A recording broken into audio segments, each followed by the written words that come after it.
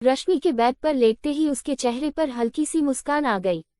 वो फिर और आराम से बिस्तर पर सो गई। वॉशरूम में रुद्राक्ष ठंडे पानी के शॉवर के नीचे खड़ा था। उसकी आंखें बंद थी, लेकिन उसकी आंखों में बस रश्मि का खूबसूरत सा चेहरा ही घूम रहा था, जो उस चांद की रोशनी में चमक रहा था। रश्मि के चेहरे को देखते हुए रुद्राक्ष के चेहरे पर फिर से मुस्कान आ गई। वो सोच ही रहा था जब उसे रश्मि की नींद में रोने की आवाज आई। रुद्राक्ष ने जब सुना तो उसने जल्दी से शॉवर बंद किया और टॉवल लपेटकर बाहर आ गया, तो देखा रश्मि नींद में रो रही थी। उसके आंसू आंखों से बहते हुए तकिए को भिगो रहे थे। रुद्राक्ष आया और उसके बगल में ही बैठकर उसके सिर पर प्यार से हाथ फेरने लगा, जिससे धीरे धीरे रश्मि शांत हो गई और उसके आंसू रुक गए थे। रुद्राक्ष ने अपने हाथों से रश्मि की आंखों को कोरों को साफ किया और फिर उसके माथे पर हल्के से अपने होठों से स्पर्श कर अलग हो गया। रुद्राक्ष के मन में इस वक्त क्या चल रहा था, बस वो ही जानता था। फिर रुद्राक्ष उठकर क्लोजेट में चला गया। फिर कुछ देर बाद एक टी शर्ट और पैंट के साथ आकर सोफे पर लेट गया, लेकिन उसकी अब भी नजरें रश्मि के चेहरे पर टिकी हुई थी। फिर धीरे धीरे रुद्राक्ष भी कब सो गया उसे भी पता नहीं चला। अब आगे अगली सुबह दरवाजे की दस्तक से रुद्राक्ष की आंख खुलती है। वो अपनी हाथ की घड़ी पर नजर डालता है तो सुबह के 5:30 बज रहे थे। फिर रुद्राक्ष की नजर बेड पर गई, जहां रश्मि अब नहीं थी। रुद्राक्ष ने बेड की तरफ देखा तो रश्मि को ना पाकर परेशान हो गया और फिर मन में बोला, अब ये कहाँ चली गई। वो आगे कुछ सोचता, इससे पहले फिर से दरवाजे पर दस्तक हुई। रुद्राक्ष सोफे पर से उठा और जाकर दरवाजा खोला। दरवाजे पर वही बूढ़ी काकी खड़ी थी, जो मुस्कुराते हुए रुद्राक्ष की ओर ही देख रही थी। काकी माँ, आप सुबह सुबह कुछ काम था? रुद्राक्ष ने शांति से पूछा। हाँ छोटे बाबा, वो हम बहुरानी को बुलाने आए थे। आज उनकी इस घर में पहली पूजा है और फिर उनकी पहली रसोई भी, इसलिए। बूढ़ी काकी कहकर चुप हो गई। रुद्राक्ष ने कुछ नहीं कहा, फिर बोला, काकी माँ, वो कुछ ही देर में जल्दी ही नीचे मंदिर में पहुंच जाएंगी। रुद्राक्ष बोला और दरवाजा बंद करने को हुआ। सिर्फ बहुरानी ही नहीं छोटे बाबा, आपको भी समय पर पूजा में पहुंचना है, क्योंकि पूजा के बाद एक रस्म है जो आपको निभानी है, और वो है मुंह दिखाई की रस्म। बूढ़ी काकी ने कहा तो रुद्राक्ष सोच में पड़ गया। उसे वही कल रात का वो पल याद आया जब उसने रश्मि को उसने अपनी बाहों में उठा रखा था। चांद की रोशनी में दिखती उसकी खूबसूरती उसके होंठों पर मुस्कान ले आई थी। यही सब सोचते हुए रुद्राक्ष के चेहरे पर कब हल्की सी स्माइल आ गई उसे पता ही नहीं चला। लेकिन तब तक रुद्राक्ष कुछ कहता, बूढ़ी काकी वहां से जा चुकी थी। रुद्राक्ष ने दरवाजा बंद किया और फिर अंदर आया तो देखा रश्मि वहां नहीं थी। ये कहाँ चली गई? रुद्राक्ष बुदबुदाया और रश्मि को खोजने लगा। वो वॉशरूम के दरवाजे तक गया और उस पर हल्के से नॉक करना शुरू कर दिया, लेकिन अंदर से कोई आवाज नहीं आई। तभी रुद्राक्ष ने हल्के से दरवाजा खोला तो देखा अंदर कोई भी नहीं था। फिर क्लोजेट रूम के अंदर चला गया, वहां भी उसे कोई नहीं दिखा। जिसे देख रुद्राक्ष बाहर आया और अपने कमरे के बाहर जा ही रहा था, जब उसे अपनी बालकनी के झूले पर हल्की सी किसी की झलक मिली। रुद्राक्ष बालकनी की तरफ मुड़ गया और बालकनी की तरफ आया तो देखा रश्मि उसी लाल साड़ी में झूले पर ही सो गई थी। जिसे देख रुद्राक्ष की नजरें एक पल को रश्मि के खूबसूरत चेहरे पर ही जम गई। रुद्राक्ष उसे देखता ही रहा। रश्मि की नींद रुद्राक्ष के सोने के बाद ही खुल गई थी। इस वक्त वो बुरी तरह से पसीने में भीगी हुई थी। उसके हाथों में अभी भी कंपन हो रहा था। माँ बाबा, हमें आपकी बहुत याद आ रही है। रश्मि मन ही मन बुदबुदाए और बिस्तर से उतर गई। उसने एक बार भी सोफे की तरफ नहीं देखा जिस पर रुद्राक्ष सो रहा था।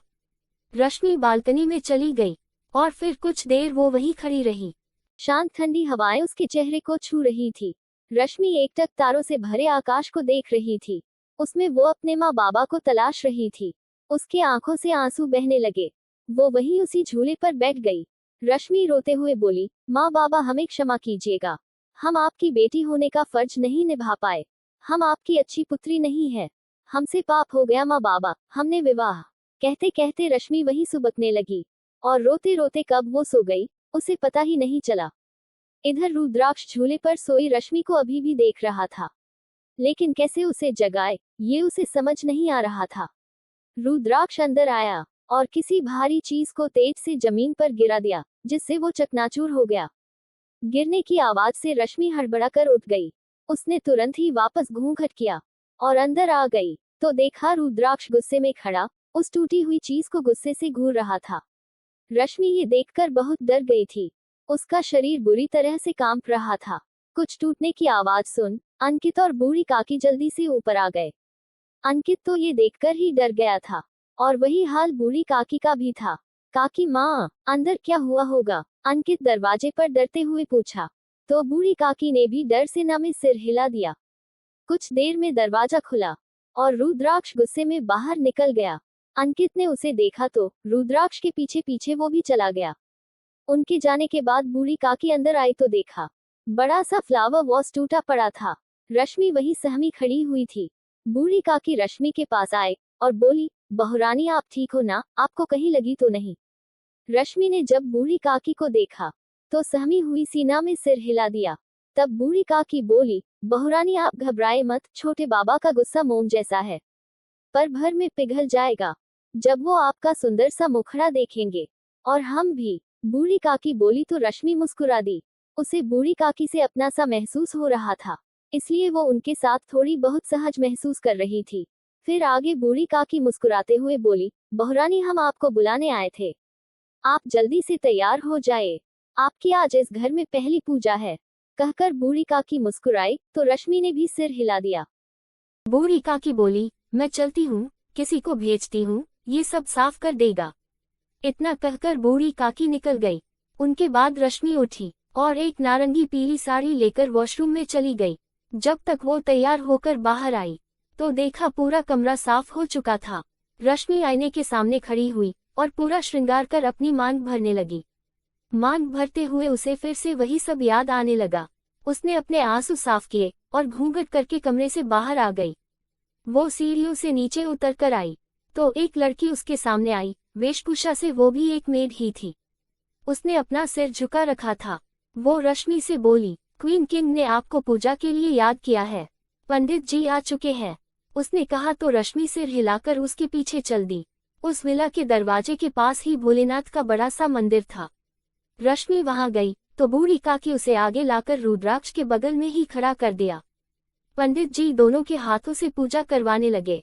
पूजा खत्म होते ही बूढ़ी काकी आगे आई और उन दोनों की नजर उतारकर मिर्चे को जला दिया। फिर वो सभी सामान को रश्मि से स्पर्श करवाकर एक ओर रखवाने लगी। बहुरानी ये सारा सामान गरीबों में दान करने के लिए जाएगा। चलिए अब छोटे बाबा, आप बहुरानी का घूंघट उठाकर मुंह दिखाई की रस्म पूरी कीजिए। लेकिन उससे पहले बहुरानी, आप छोटे बाबा से मुंह दिखाई के लिए जो कुछ भी चाहिए मांग सकती है। कहकर बूढ़ी काकी मुस्कुरा दी, लेकिन रश्मि कुछ नहीं बोली। बूढ़ी काकी और रुद्राक्ष के साथ साथ सभी रश्मि की ओर ही देख रहे थे कि वो क्या मांगती है, लेकिन रश्मि ने कुछ भी नहीं कहा। तब बूढ़ी काकी खुद ही बोली, बहुरानी अपना उपहार मांगिए। लेकिन रश्मि ने ना में सिर हिला दिया।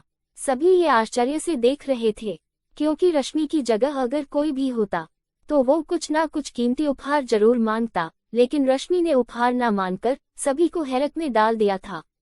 लेकिन रुद्राक्ष के चेहरे पर मुस्कान आ गई थी, मगर जल्दी से पूछ भी गई।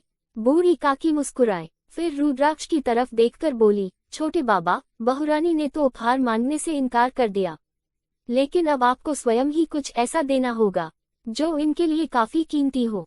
उनकी बात पर रुद्राक्ष ने रश्मि की हथेली पर अपना हाथ रख बोला, तो ठीक है, हम इन्हें वचन देते हैं कि इन्हें जब भी जिंदगी में हमारी जरूरत पड़ेगी ये हमें हमेशा अपने साथ पाएंगी, चाहे वो कोई भी परिस्थिति में हो। हम अपनी पत्नी का हाथ और साथ कभी नहीं छोड़ेंगे। कहकर रुद्राक्ष चुप हो गया। बूढ़ी काकी ने जब ये सुना तो मुस्कुराते हुए उन दोनों को ही देखने लगी, लेकिन रश्मि की आंखें भर आई थीं। तब बूढ़ी काकी बोली, छोटे बाबा, अब आप बहुरानी का घूंघट उठाइए। बूढ़ी काकी के कहने पर रुद्राक्ष आगे बढ़ा तो रश्मि के दिल की धड़कन तेज हो गई। उसके चेहरे पर घबराहट आ गई, क्योंकि कृति के स्थान पर रुद्राक्ष की दुल्हन के रूप में अब वो थी, और जब ये बात रुद्राक्ष को पता चलती तो क्या होगा, ये सोचकर ही उसके रोंगटे खड़े हो रहे थे। रुद्राक्ष आया और रश्मि का घूंघट उठा दिया। रश्मि का चेहरा दिखते ही रश्मि की आंखें भर आई थीं। लेकिन बाकी सब में खुसुर फुसुर शुरू हो चुकी थी। अंकित के साथ सभी बॉडीगार्ड भी चौंक गए थे, लेकिन फिर जल्दी ही नजरें नीची कर ली, क्योंकि रश्मि आखिर उनके किंग की क्वीन जो थी। लेकिन रुद्राक्ष और बूढ़ी काकी का चेहरा शांत था।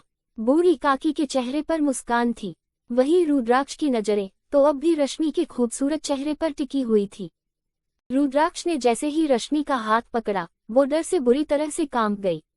उसकी आंखों से मोटे आंसू रुद्राक्ष के हाथ के ऊपर गिरे, लेकिन रुद्राक्ष ने कुछ भी रिएक्ट नहीं किया। उसने उसे पलटा और सबके सामने बोला, इनसे मिलिए, ये है आपकी क्वीन और मेरी पत्नी रश्मि। रुद्राक्ष हुआ लिया। रश्मि ने जब अपना नाम रुद्राक्ष के मुंह से सुना तो वो आश्चर्य से रुद्राक्ष की ओर देखने लगी। रुद्राक्ष भी रश्मि की ओर ही देख रहा था। फिर आगे बोला, अब से यही आपकी सब कुछ है, आपके लिए ये हमेशा क्वीन रहेंगी। कहकर रुद्राक्ष चुप हो गया, मगर अंकित अभी भी सोच में डूबा था, क्योंकि उसे पता था कि ये वही लड़की है जिसे विक्रम के आदमी ढूंढ रहे हैं। जारी है। लेखिका प्रियंका गुप्ता। आपको आज का भाग कैसा लगा कमेंट करके जरूर बताइएगा। तो मिलते हैं अगले भाग में। अगर आपको मेरी लिखी कहानी पसंद आ रही है और मेरी कहानी को आगे पढ़ना और सुनना चाहते हैं तो मेरे चैनल को लाइक करें, कमेंट करें आज ही और अभी सब्सक्राइब करें और मेरे चैनल को ज़्यादा से ज़्यादा शेयर करें। Thank you for watching this video.